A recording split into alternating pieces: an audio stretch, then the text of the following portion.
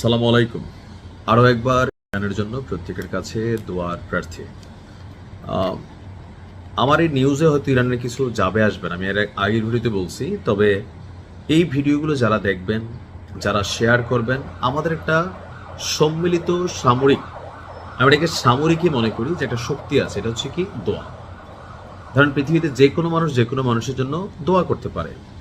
একটা যুদ্ধ যখন হয় সেখানে দোয়ারও কাজ লাগে, মেশিনেরও কাজ লাগে। আমরা হয়তো মেশিন দিতে পারবো না, বাট ভিডিও শেয়ারের মাধ্যমে আপনি একটু দোয়া করবেন, ইনশাল্লাহ আল্লাহ যেন ইরানকে সহযোগিতা করে। কারণ ট্রাম্প এই মুহূর্তে সর্বশেষ যে ঘোষণা দিয়েছে, এই ঘোষণাটা খুবই সাংঘর্ষিক।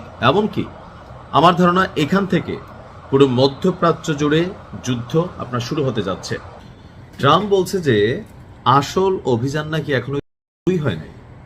তো কেমন হইতে পারে? বলতেছে এটা জাস্ট ট্রেইলার ছিল। কার মাধ্যমে? ইসরায়েলের মাধ্যমে। মার্কিন যুক্তরাষ্ট্র সরাসরি এখনো এই যুদ্ধে অংশ নেয়নি, তবে বড় ধরনের যুদ্ধ শুরুর দিকে যাচ্ছে। এমনকি প্রয়োজন পড়লে স্থল সেনা পাঠানোরও বিষয়টি তিনি আপনার নাকচ করছেন না। অর্থাৎ এখন যেটা চলতেছে আকাশে ক্ষেপণাস্ত্রের মাধ্যমে, বাট যদি প্রয়োজন পড়ে তারা সেখানে আমেরিকান ফোর্স ঢুকাবে। তবে আমার মনে হয় ওই যুদ্ধটা জমবে, তবে আমি জমাজমের পক্ষে না বাস্তবতা যেটা। কারণ স্থলযুদ্ধ শুরু হলে এই যুদ্ধ ছড়িয়ে পড়বে পুরো বিশ্বজুড়ে। এটার রেজাল্ট এই মুহূর্তে বাংলাদেশের অর্থনীতির যে অবস্থা, এই যে ধরেন তেল গ্যাস, গতকালকে থেকে যতগুলো ঘটনা ঘটছে, তেল গ্যাসের দাম বাড়বে। এরপর হচ্ছে যুদ্ধের পর গরুর যে খাবারগুলো ছিল, ভুসি আর বিভিন্ন জিনিস যেটা ভুট্টা থেকে তৈরি হইতো, সেগুলো কিন্তু সারা বিশ্বজুড়ে আপনার দাম বাড়ছে। সো বাংলাদেশের ইকোনমি এটা নিতে পারবে না। এরকম সার্বিক কারণে এই যুদ্ধ বড় আকারে যাওয়ার সুযোগ নেই। ইরান, যুক্তরাষ্ট্র এবং ইসরায়েলের যৌথ হামলার তৃতীয় দিনে আপনার নিউ ইয়র্ক পোস্ট একটা সাক্ষাৎকার নিয়েছিল ট্রাম্পের, যে হোয়াটস নেক্সট, মানে এরপরে কি।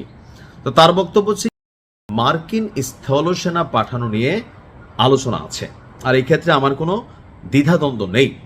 অন্য প্রেসিডেন্টরা যেমন বলেন স্থলভাগে কোনো সেনা মোতায়েন করা হবে না, আমি তা বলি না। আমি বলি সম্ভবত স্থলসেনা প্রয়োজন নেই, অথবা যদি প্রয়োজন হয় তাহলে আমরা তা পাঠাবো। ইরানে হামলার বিষয়ে যে জনমত জরিপ, সেটা নিয়েও আপনার ট্রাম্পকে প্রশ্ন করা হলে সে বলছে যে এই বিষয় নিয়ে তিনি পাত্তা দেন না। জনগণ কি ভাবলো ডাজন্ট ম্যাটার। সাম্প্রতিক একটা জনমত আসছিল রয়টার্স এবং ইপসোস, তার একটা জরিপ করছে যে হামলা হয়েছে, তো সেই হামলাকে তারা সমর্থন করে কিনা।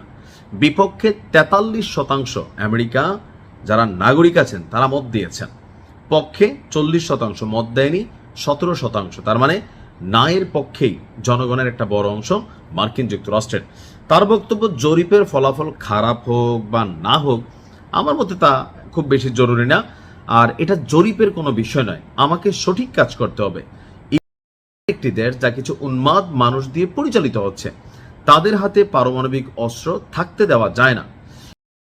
মার্কিন সামরিক অভিযানে মানুষ অত্যন্ত মুগ্ধ, তার ধারণা সারা পৃথিবী মুগ্ধ, আর নিজের বিশ্বাস এটা।